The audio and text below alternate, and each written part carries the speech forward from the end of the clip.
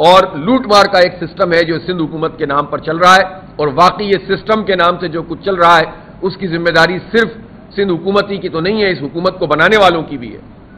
اس کے ذریعے سے اپنے وسیع تر قومی مفاد کے ذریعے سے جس طرح پورے ملک کے مینڈیٹ پہ ڈھاکہ پڑا ہے، اس میں برابر کے وہ لوگ شریک ہیں جنہوں نے یہاں فارم 47 کی بنیاد پر پیپلز پارٹی اور ایم کیو ایم کو سیٹیں دی ہیں اور حکومتیں دی ہیں، اور اس سسٹم کی سرپرستی عملاً تو وہی لوگ کر رہے ہیں، چاہے جتنا بھی اس کے خلاف بات کرتے ہوں۔ اس لیے ہم یہ سمجھتے ہیں کہ یہ سندھ میں خاص طور پر یہ جو کرپشن کا نظام ہے، یہ ایک منظم سسٹم کے طور پر کشمور سے لے کر کراچی تک کام کر رہا ہے، اور کراچی میں چونکہ وسائل زیادہ ہیں، کراچی چونکہ ٹیکس زیادہ دیتا ہے، ریونیو 98% جنریٹ کرتا ہے، تو کراچی کو تو یہ صرف کھانے کے لیے اون کرتے ہیں، عملاً تو یہ صوبے کا حصہ ہی نہیں سمجھتے۔ یہ جو ان کا وڈیرا نسل پرست مائنڈ سیٹ ہے پیپلز پارٹی کا، اس میں یہ کراچی کو عملاً صوبے کا حصہ نہیں سمجھتے، لیکن کھانے کے لیے اس پر قبضہ رکھنا چاہتے ہیں کرنے کے لیے۔ باقی اگر ہم ان سے پوچھیں کہ یہ لیفٹ بینک کینال، یہ جو ڈرین اور رائٹ بینک ڈرین کے لیے جو 2 پروجیکٹس ہیں، ان پروجیکٹس میں انہوں نے کتنا کام کیا؟ 2010 میں سیلاب آیا، اتنی موٹی موٹی فائلیں بنی ہوئی ہیں، اس پر کام نہیں کیا گیا۔ پھر 2022 میں لوگ ڈوبے، مہینوں تک پانی بھرا رہا، انہوں نے راستے کلیئر نہیں کیے، اور آج بھی یہی صورتحال ہے کہ خدا نہ خواستہ ان جگہوں پر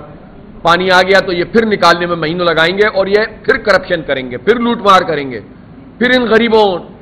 اور ان ہاریوں اور مزدوروں کے نام پر، اور ان بچوں کے نام پر جو سندھ کے بچے ہیں ان کے نام پر یہ وڈیرے اور جاگیردار راج کریں گے۔ مجھے یاد ہے 2022 میں جب یہ سیلاب آیا تھا، ہم یہ دادو اور میر اور پھر آگے سکھر اور ان سب راستوں میں جب گئے تھے، ہم نے خود وزیر اعلیٰ کا علاقہ دیکھا جو بالکل ڈوبا ہوا تھا، اور وہاں حکومت کی طرف سے کوئی ایکٹیویٹی نظر نہیں آ رہی تھی۔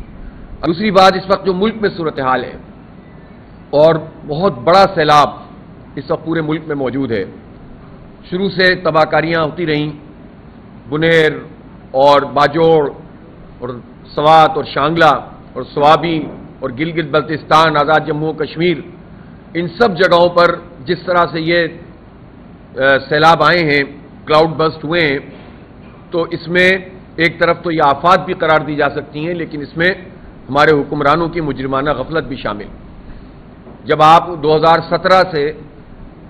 جو ارلی وارننگ سسٹم کے اوپر کام کرنا تھا اور اس کی فنڈنگ بھی آنا شروع ہو گئی تھی، تو یہ وفاقی اور صوبائی حکومتیں جواب دیں ہیں کہ انہوں نے یہ کام کیوں نہیں کیا، اور خصوصاً ہمارے شمالی علاقہ جات میں کوئی اسمارٹ سسٹم وارننگ کا موجود نہیں ہے موسمیاتی حوالے سے۔ اگر وہ موجود ہو تو چند گھنٹے پہلے بھی پتہ چلے کلاؤڈ بسٹ کے حوالے سے،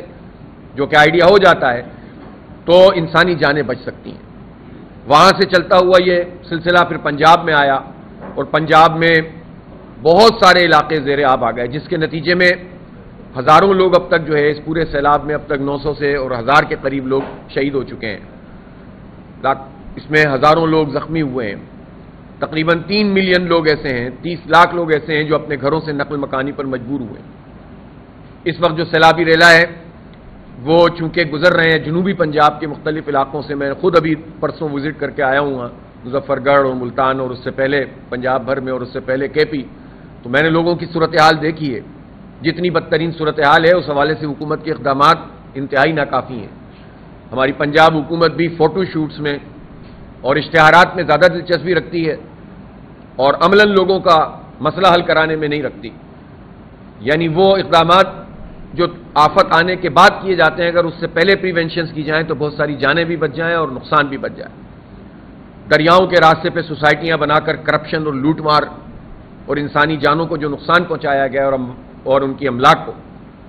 ہم یہ دیکھ سکتے ہیں کہ یہ ایک بدترین مینجمنٹ بھی ہے اور کرپشن بھی ہے، اور اس میں یہ حکومت بھی جو پنجاب کی حکومت خاص طور پر ملوث ہے، اور پچھلی پنجاب عثمان بزدار کی حکومت بھی ملوث ہے، اور اپنے خاص لوگوں کو یہ NOCs دے دیتے ہیں اور انسانی جانوں سے کھیلتے ہیں، اور ان لوگوں کی جمع پونجی تباہ ہو جاتی ہے اور کوئی کمپنسیشن ان کی نہیں ہوتی۔ یہ جتنی علاقے جہاں پر یہ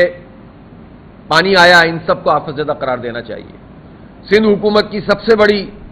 ترجیح یہ نظر آتی ہے کہ کسی طرح اسے امداد مل جائے، اور کسی طرح ایسے حالات بن جائیں جس کے نتیجے میں ان کو مزید پیسہ مل جائے کرپشن کرنے کے لیے۔ باقی اگر ہم ان سے پوچھیں کہ یہ لیفٹ بینک کینال،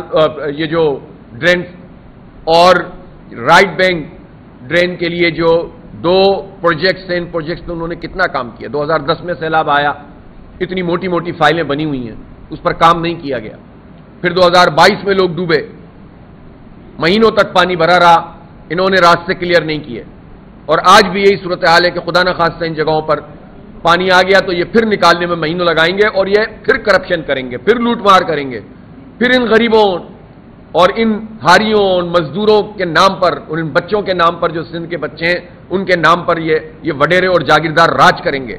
مجھے یاد ہے 2022 میں جب یہ سیلاب آیا تھا، ہم یہ دادو اور میر اور پھر آگے سکھر اور ان سب راستوں میں جب گئے تھے، ہم نے خود وزیر اعلیٰ کا علاقہ دیکھا جو بالکل ڈوبا ہوا تھا، اور وہاں حکومت کی طرف سے کوئی ایکٹیویٹی نظر نہیں آ رہی تھی۔ اگر الخدمت وہاں پر کام نہ کرتی، اور اس وقت ظاہر فوج کو بھی طلب کیا گیا تھا، تو یہ سب کچھ نہ ہوتا تو یہ تو کوئی بھی لوگوں کو ریلیف کا کام نہیں ملتا۔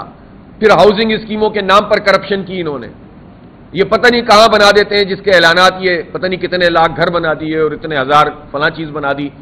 اور لوٹ مار کا ایک سسٹم ہے جو سندھ حکومت کے نام پر چل رہا ہے، اور واقعی یہ سسٹم کے نام سے جو کچھ چل رہا ہے اس کی ذمہ داری صرف سندھ حکومت ہی کی تو نہیں ہے، اس حکومت کو بنانے والوں کی بھی ہے۔ اس کے ذریعے سے اپنے وسیع تر قومی مفاد کے ذریعے سے جس طرح پورے ملک کے مینڈیٹ پہ ڈاکہ پڑا ہے، اس میں برابر کے وہ لوگ شریک ہیں جنہوں نے یہاں فارم 47 کی بنیاد پر پیپلز پارٹی اور ایم کیو ایم کو سیٹیں دی ہیں اور حکومتیں دی ہیں، اور اس سسٹم کی سرپرستی عملاً تو وہی لوگ کر رہے ہیں، چاہے جتنا بھی اس کے خلاف بات کرتے ہوں۔ اس لیے ہم یہ سمجھتے ہیں کہ یہ سندھ میں خاص طور پر یہ جو کرپشن کا نظام ہے، یہ ایک منظم سسٹم کے طور پر کشمور سے لے کر کراچی تک کام کر رہا ہے، اور کراچی میں چونکہ وسائل زیادہ ہیں، کراچی چونکہ ٹیکس زیادہ دیتا ہے، ریونیو 98% جنریٹ کرتا ہے، تو کراچی کو تو یہ صرف کھانے کے لیے اون کرتے ہیں، عملاً تو یہ صوبے کا حصہ ہی نہیں سمجھتے۔ یہ جو ان کا وڈیرا نسل پرست مائنڈ سیٹ ہے پیپلز پارٹی کا، اس میں یہ کراچی کو عملاً صوبے کا حصہ نہیں سمجھتے، لیکن کھانے کے لیے اس پر قبضہ رکھنا چاہتے ہیں، اس کو جو ہے وہ اپنے ہاتھوں میں رکھنا چاہتے ہیں، لیکن اس کو دینا کچھ نہیں چاہتے، لیتے سب کچھ ہیں، لیکن اس کے لینے کے نتیجے میں اگر سندھ کے تمام عوام کا بھلا ہو رہا ہو تو چلو پھر بھی کچھ غنیمت ہے، لیکن وہاں بھی کچھ نہیں ہو رہا۔ اب صورتحال یہ ہے کہ پی ایف سی ایوارڈ 15 سال سے نہیں ہوا، اس کے ممبرز ہی مکمل نہیں کرتے تو وہ منعقد کیسے ہوگا؟ وہ این ایف سی کے لیے پیسے سارے لے لیتے ہیں، اس پہ بڑے بڑے کلیم کرتے ہیں، صوبوں کو پیسے مل جاتے ہیں، لیکن یہ بلدیات کو منتقل نہیں ہوتے، اور کھلا آئین کی خلاف ورزی ہو رہی ہے۔ آئین کی آرٹیکل 140 یہ بتاتا ہے مالیاتی سیاسی انتظامات بلدیاتی حکومتوں کو منتقل ہونے چاہیے، یہ ڈیلیگیشن آف پاور نہیں ہے، یہ ٹرانسفر آف پاور ہے، اور یہ واضح ہے آئین میں بالکل، لیکن یہ کھلا خلاف ورزی کرتے ہیں۔ 3,360 ارب روپے پچھلے 15 سال میں سندھ حکومت کھا گئی ہے، اور اس میں وفاق کا بھی حصہ شامل ہے، یہ دونوں نے مل کر کراچی کا حق کھایا ہے۔ 3,360 ارب روپے جو کراچی کو ملنے تھے، اے ڈی پی کے جو سندھ کی تھی، پی ایس ڈی پی جو وفاق کی ہے، اوزیٹی کے جو پیسے ملنے تھے، جو معاہدہ ہوا تھا باقاعدہ کے جون 1999 کے جو ہسٹوریکل شیئر ہے اس کے مطابق جو پیسے آئیں گے وفاق سے چنگیاں ختم ہونے کے بعد، ایک سسٹم بنا تھا کہ سیلز ٹیکس کے پیسے منتقل کیے جائیں گے، اور اس میں ہسٹوریکل شیئر تھا کراچی کا 76%، تو وہ 76% کیا پورے سندھ کے بلدیات کو بھی نہیں ملا اس طرح سے پورے باقی علاقوں میں، لیکن کراچی کا حق تو کھایا گیا۔ اور یہ مصطفیٰ کمال صاحب اس وقت سٹی ناظم تھے جب ایم کیو ایم اور پیپلز پارٹی نے مل کر ہسٹوریکل شیئر کے لفظ کو ہی ختم کر دیا تھا۔